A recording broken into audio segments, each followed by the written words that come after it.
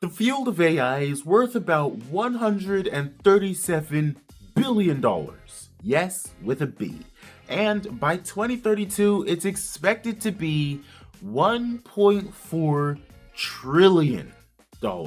This obviously means that AI is a major part of our lives and will continue to be a larger and larger part of our lives as time goes on. But with this soon-to-be multi-trillion-dollar industry, who is going to be dominating it in the future? There are a few main players in AI right now, but in my opinion, the two best or most advanced would be Gemini and ChatGPT. So to see who was actually better, I decided to run a test. And this is my longest video yet, so if you can make it to the end, there will be a surprise for you. I wanted to start the test with a bunch of knowledge-based questions. Can you explain quantum computing in simple terms? Quantum computing? A simplified explanation, imagine a regular computer as a library. Can you explain quantum computing in simple terms?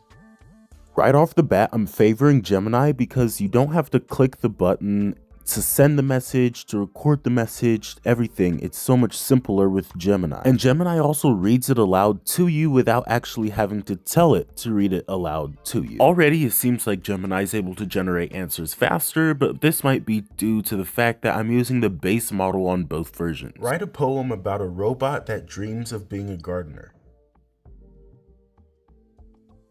The dream of greenery, a metal heart, a circuit mind, a purpose built. Write a poem about a robot that dreams of being a gardener. And the second question in is already starting to get on my nerves that I have to click the button every time to start and stop recording and send the message as well, and it doesn't read it aloud to me. Plus on top of that, the answers just generate slower than they do on Gemini. If I have a limited budget, how can I make my home more energy efficient? Here are some budget-friendly ways to make your home more energy efficient. 1. Weatherize your home. Seal air leaks. Caulk around windows. If I have a limited budget, how can I make my home more energy efficient? ChatGPT does have a feature where you can basically call ChatGPT, but in this instance, I'm not doing that, so I do still have to click the button every single time. And to me, it gets a little weird just waiting in silence.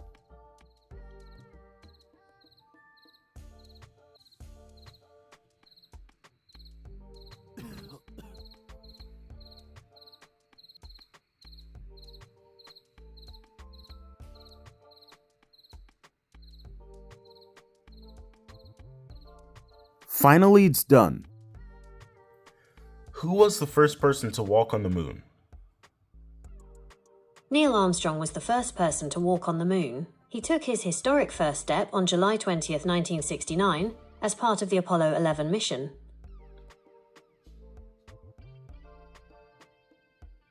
Who was the first person to walk on the moon?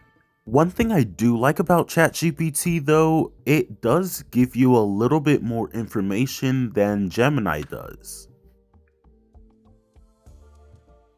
Translate "hello, how are you" into Spanish. Hola, ¿cómo estás? Translate "hello, how are you" into Spanish. Another way Gemini shines over ChatGPT is it can actually say it in Spanish, while ChatGPT just has to say it in text and not actually translate it. Summarize the plot of the book 1984 in a few sentences. 1984 by George Orwell is a dystopian novel set in a totalitarian state where the government controls every aspect of citizens' lives. Summarize the plot of the book 1984 in a few sentences. In topics like these, I feel like ChatGPT shines over Gemini because it gives a little more detail while still keeping it short. Write a Python function to calculate the factorial of a number. I'm ready to help with that. Here's a Python function to calculate the factorial of a number.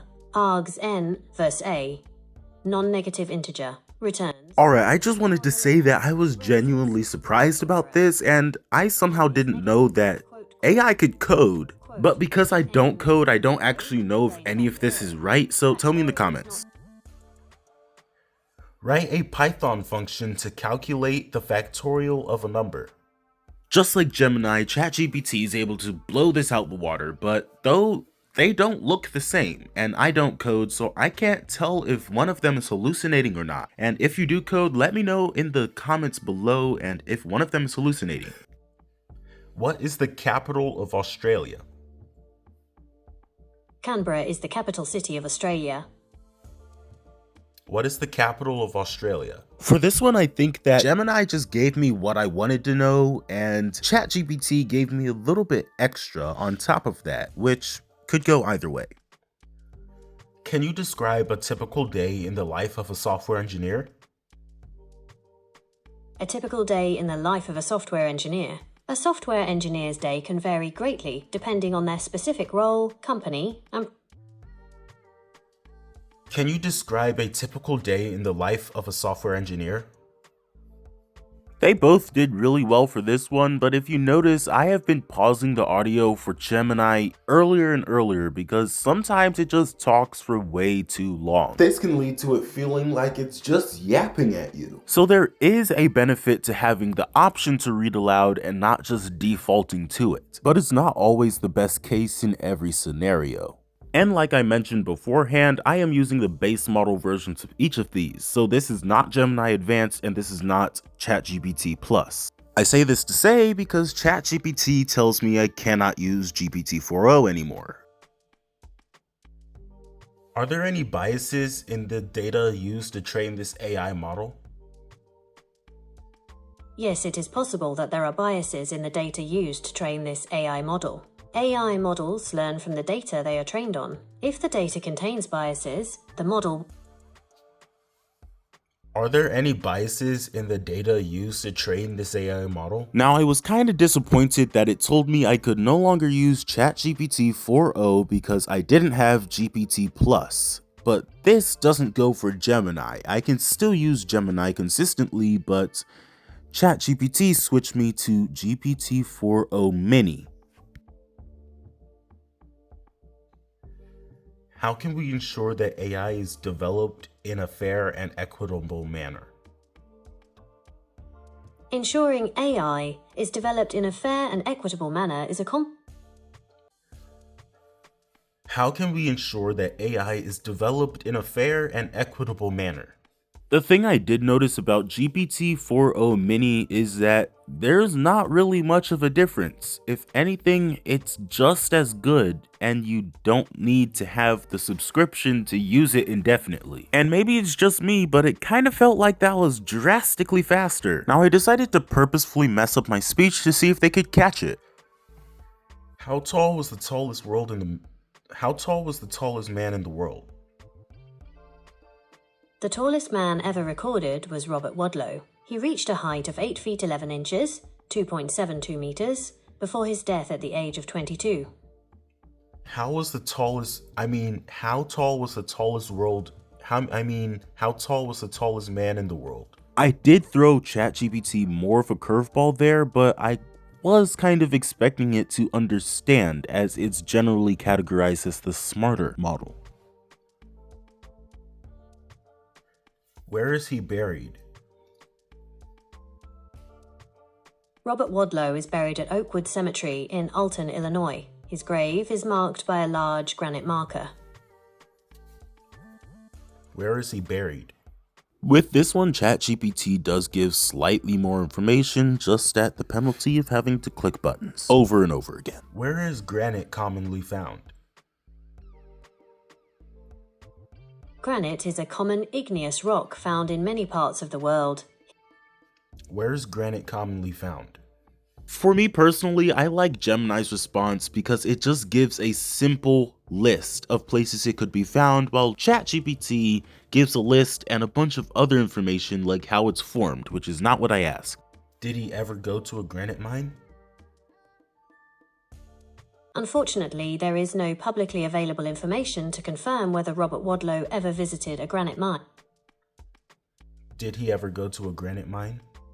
This is where it starts to get a little muddy because Gemini seems to believe he never went to a granite mine, and ChatGPT on the other hand thinks otherwise and claims he went in 1936 to a granite mine. What size shoe did he wear? Robert Wadlow's shoe size was a staggering 37AA. This is equivalent to a European size 75 or a UK size 36. His shoes had to be custom made due to his exceptional size. What shoe size did he wear? Either one of them could be hallucinating, but because Gemini has full access to Google, I tend to believe Gemini more. Why didn't he visit? There's no definitive answer as to why Robert Wadlow didn't visit a granite mine. Why didn't he visit? Now, both AI models seem to be very confident in their answers that he did or did not go to a granite mine, and ChatGPT insisting he went in 1936. Did he visit a granite mine in 1936? There's no public record indicating that Robert Wadlow visited a granite mine in 1936. Given his physical limitations and the likely challenges involved in such an excursion, it's unlikely that he would have been able to make such a trip. Did he actually go to a quarry in 1936? Now, Gemini is confident he did not go, while ChatGPT has evidence that he did go, so I am not sure. Did he visit Hollis Granite Company quarry in 1936? There's no publicly available information to confirm whether Robert Wadlow visited the Hollis Granite Company quarry in 1936. So Gemini with access to all of Google says there's no public information, while ChatGPT with the exact name of the quarry says there is. Play Upstream by Blue Wednesday.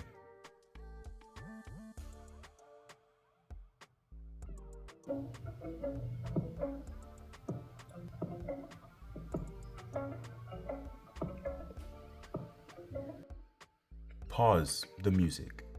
Well, at least Gemini paused the music, but I am super confused on what else it did. After I got it resituated, I can ask ChatGPT the same thing.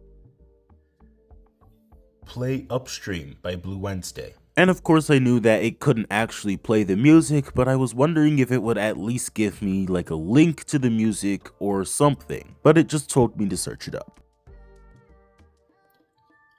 Remind me in 3 days to take out the trash. You got it. I'll remind you on September 30th to take out the trash.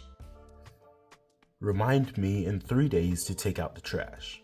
ChatGPT believes it can notify me, but I've never gotten a notification from them before, so I don't think it can, while Gemini has heavy integration with all of Google Workspace. Is there anything on my calendar for today?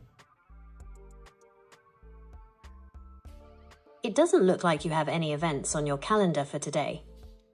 Do I have anything on my calendar today? I'm assuming this is where the reminders can come in, but I think you might actually have to ask ChatGPT to remind you.